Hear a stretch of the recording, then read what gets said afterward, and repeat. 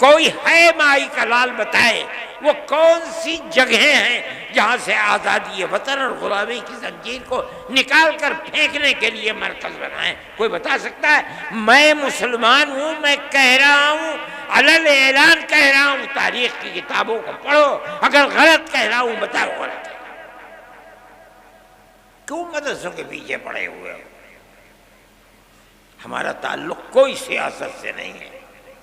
پھر دیکھیے، جب 1857 کے اندر 2 لاکھ مسلمان شہید کر دیا گیا، ابھی 1.5 مہینہ پہلے، بلکہ 1 ہی مہینہ ابھی ہوا ہے کہ جب وقف کے مسئلے کے اندر پارلیمنٹ کے اندر گفتگو ہوئی تو ایک ہندو، بڑی بہترین اردو بولنے والا، میرے اس کے باپ سے تعلقات تھے، جو آسام کا چیف منسٹر تھا، اس کا بیٹا ہے گوگوئی، اس نے تقریر کی، پارلیمنٹ میں کہا کہ 2 لاکھ مسلمانوں نے اپنی جان آزادی وطن کے لیے دی ہے۔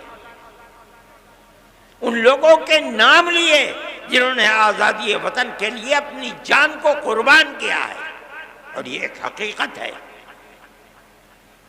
نتیجہ کیا ہوا اس کا؟ ملک آزاد ہوا۔ کیسے کیسے افراد پیدا کیے۔ دارالعلوم کی بنیاد اسی پر بنی ہے۔ جب 1857 میں خدا کی قدرت، آزادی وطن کے لیے جو لوگ کھڑے ہوئے تھے انگریز کے خلاف، ان کے حق میں فیصلہ اللہ کا نہیں تھا، ناکام ہو گئے۔ بچے گھروں کے اندر، باپ شہید کر دیا گیا، کوئی نام لینے والا نہیں ہے، گھر میں کچھ نہیں ہے، بچے بھیک مانگنے کے لیے باہر ہیں، ماں اپنی عزت کو بچائے ہوئے گھر کے اندر بیٹھی ہوئی ہے۔ چرچ کے لوگ نکل رہے ہیں، ان بچوں کا ہاتھ پکڑ رہے ہیں، ہمیں دو بچے کو، ہم اسے مفت پڑھائیں گے، مفت لکھائیں گے، مفت کپڑے دیں گے پہننے کے لیے، پڑھا کر کے ملازمت دیں گے، یہ اپنے پیٹ کو بھی پالے گا، تمہارے پیٹ کو بھی پالے گا۔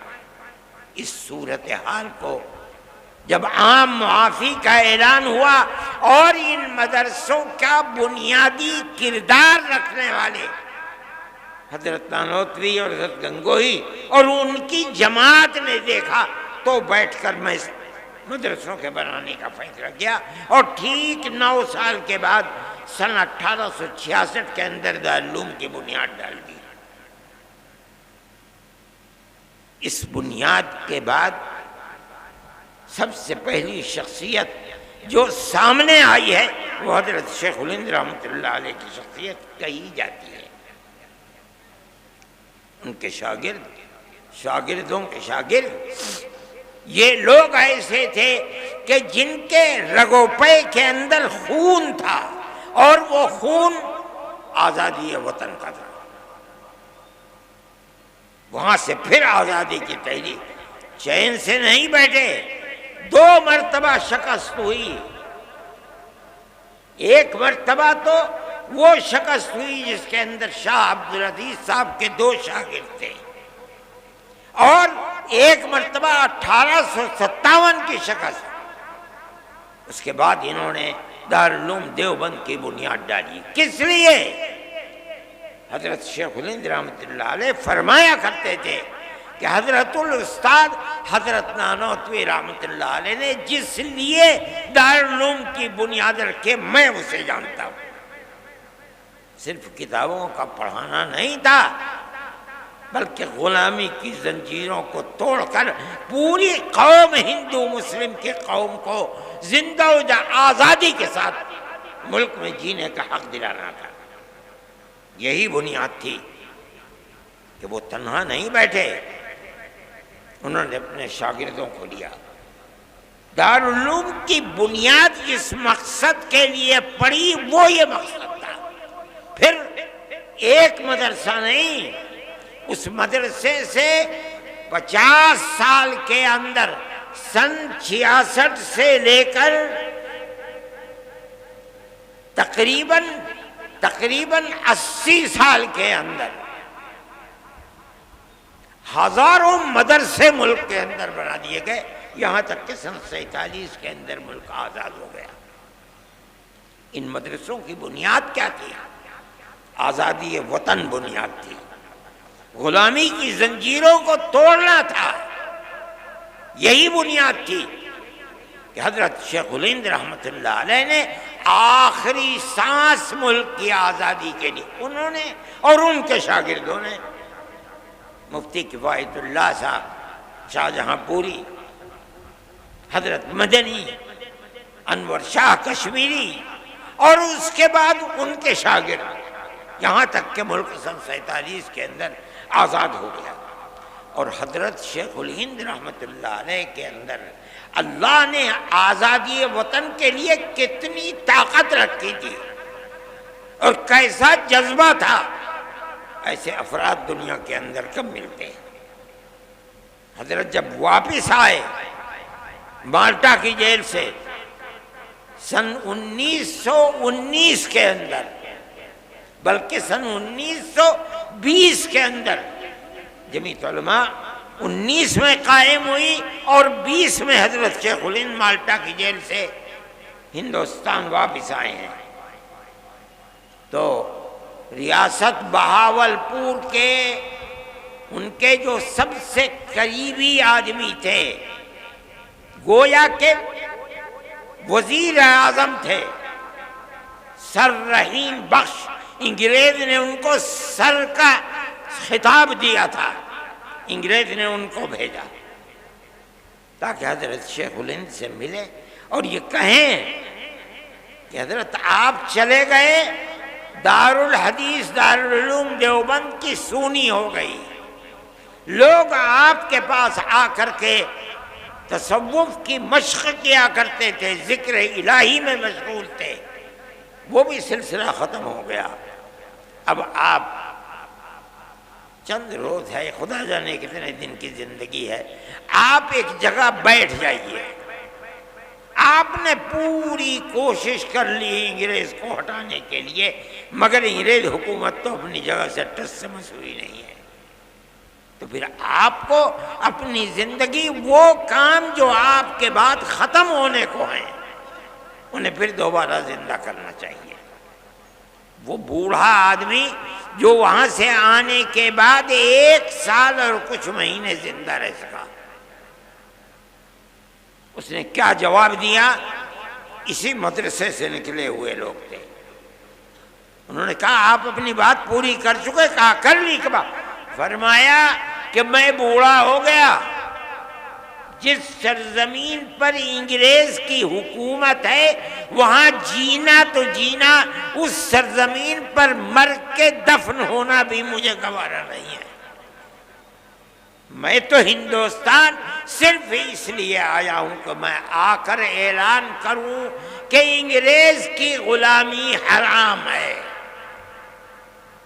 میں بوڑھا ہو گیا، میرے پیروں میں چلنے کی طاقت نہ رہی اگر، تو میں اپنے شاگردوں سے کہوں گا کہ مجھے ایک چارپائی پر لٹا دیں اور اپنے کاندھوں پر لے کر ملک کے گاؤں گاؤں جائیں اور میں ہر گاؤں میں یہ اعلان کروں کہ انگریز کی غلامی حرام ہے۔ یہ تڑپ کس میں پیدا ہوئی؟ کہاں سے پیدا ہوئی؟ مدرسوں سے پیدا ہوئی ہے۔ ان مدرسوں کو بنایا کس لیے گیا؟ دارالعلوم کو کس لیے بنایا گیا؟ دارالعلوم سے 25,000 مدرسوں کو کس لیے بنایا گیا؟ اس ملک کے اندر آزادی کے جذبہ جہاد کے لیے بنایا گیا، ہندو مسلم محبت کے لیے بنایا گیا، ملک کے اندر امن و امان قائم کرنے کے لیے بنایا گیا۔ تم ان مدرسوں کو کیوں ان کی جڑ کو کھودتے ہو؟ وہ تم سے کچھ نہیں لیتے۔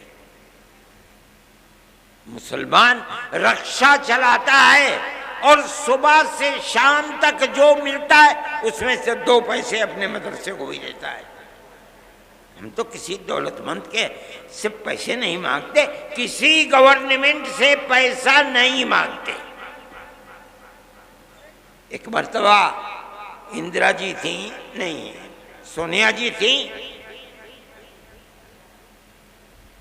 اور ارجن سنگھ زندہ تھے، انہوں نے، اور سہیل صدیقی جن کو پارلیمنٹ نے کالج اور یونیورسٹیوں کے اقلیتی کردار کے لیے ان کو امین بنایا تھا، وہ بھی تھے۔ ان سب نے مل کر کے ایک کمیٹی دلی کے اندر بنائی، انہیں لوگ مل بھی گئے، کچھ لوگ تھے، مولوی فضیل تھے گورکھپور کے، اور دوسرے لوگوں نے مل گئے، انہوں نے بلا لیا، مجھے بھی بلایا مگر میں بھول گیا۔ مجھے ایک صاحب نے کہا کہ بھائی انہوں نے بلایا تو تم گئے نہیں، مجھے یاد آیا، میں فوراً گھر میں گیا، بریف کیس میں ایک جوڑی کپڑا رکھا، اور ایک گاڑی 10 بجے جاتی تھی، میں اس گاڑی میں سوار ہو کے دلی پہنچ گیا۔ صبح کی میٹنگ تو ختم ہو گئی تھی، ظہر کے بعد 2 بجے کی میٹنگ تھی، میں بریف کیس اٹھا کر کے وہاں چلا گیا، جا کے بیٹھ گیا۔ انہوں نے مجھے دیکھا تو اسٹیج کے اوپر بلا لیا، جلسہ شروع ہو گیا، میرا نام آیا تو میں کھڑا ہو گیا، اور میں نے کہا کہ مدارس کے سلسلے میں آپ جو تحریک چلا رہے ہیں کہ مدارس مدرسہ بورڈ سے ملحق ہو، اور آپ 800 کروڑ کا بجٹ بھی لے کر کے آ گئے، آپ کیوں یہ چاہتے ہیں؟ آپ کو مدرسوں کی کردار کا پتہ ہے کہ مدرسوں نے کیا کیا ہے؟ میں نے ان کے سامنے یہ چیز رکھی کہ ملک غلام تھا، مدرسوں کی تحریک دارالعلوم دیوبند سے چلی، بنیاد اس کی کیا تھی؟ آپ سے وہ 2 پیسے نہیں چاہتے، اس لیے کہ انہیں یقین ہے کہ اگر آپ پیسہ دیں گے تو کل کو آپ ان کے نظام تعلیم میں بھی دخل دیں گے، ان کے نصاب تعلیم میں بھی دخل دیں گے، وہ اپنے آپ کو آزاد رکھنا چاہتے ہیں۔ ارجن سنگھ کہنے لگے کہ ہم وعدہ کرتے ہیں کہ ہم دخل نہیں دیں گے۔ میں نے کہا میں نہیں کہتا ہوں کہ آپ جھوٹ بول رہے ہیں، بالکل سچ بول رہے ہیں، لیکن آپ میری ایک بات کا جواب دیں، ابھی الیکشن کے اندر 2 سال باقی ہیں، 3 سال گزر چکے، اقتدار کی کرسی پر آپ بیٹھے ہیں، آپ کہہ رہے ہیں کہ ہم دخل نہیں دیں گے، کیا آپ مجھے گارنٹی دے سکتے ہیں کہ 2 سال کے بعد جو اگلا الیکشن ہوگا آپ ہی جیت کر آئیں گے؟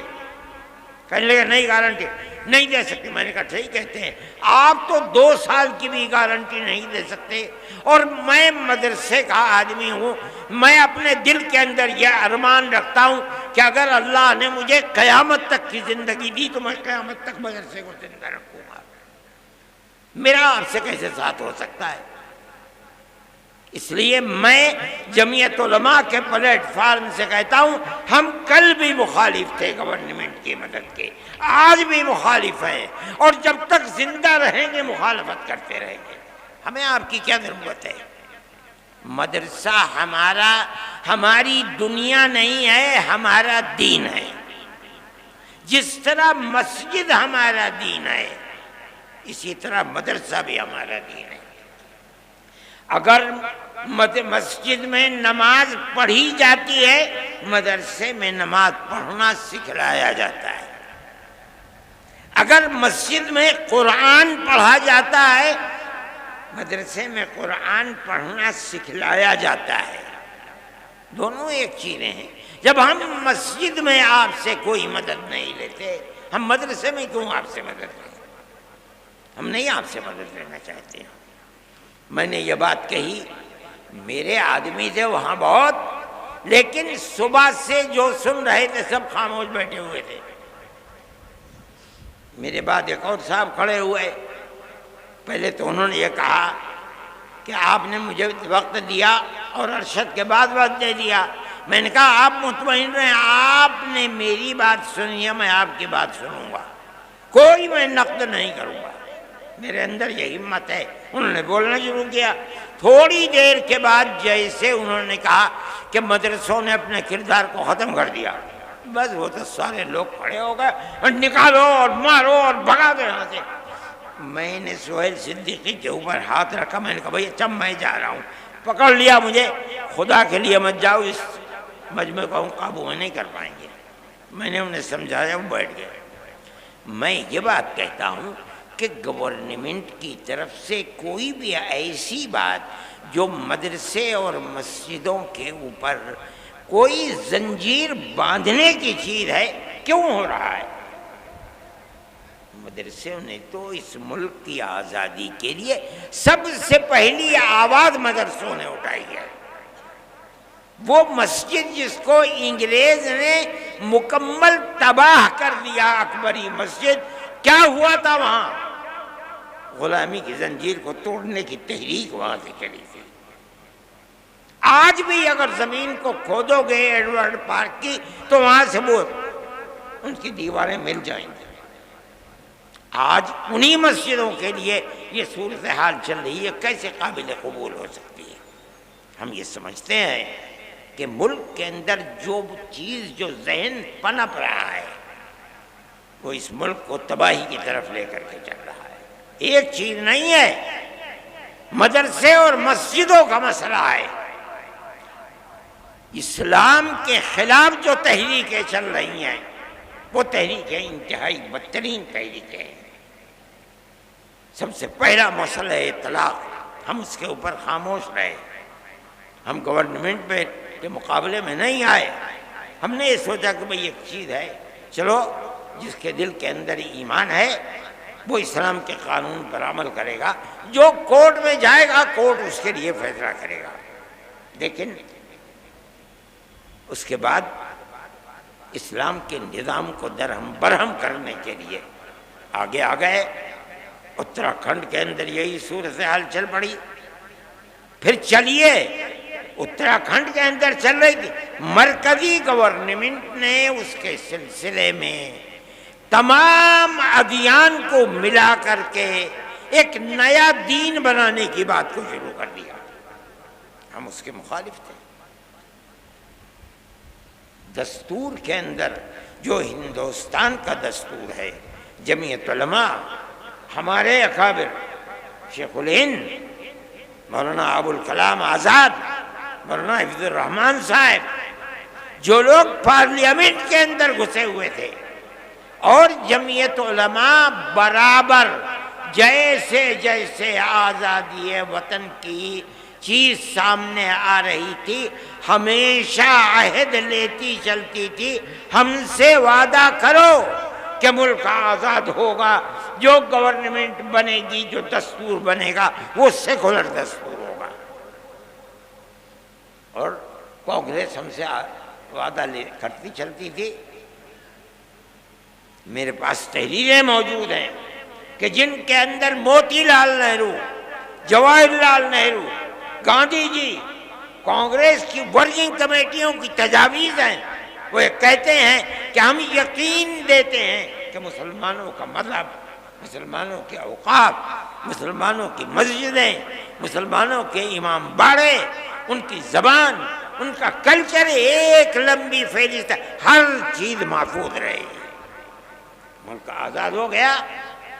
آزاد ہونے کے بعد ملک کا دستور بنا۔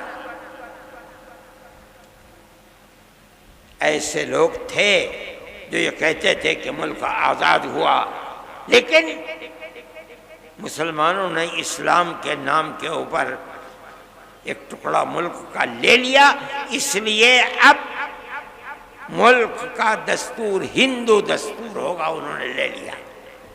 جمعیت علماء تھی جو لے کر کے بیٹھ گئی۔ ہم نے ملک کو تقسیم نہیں کرایا۔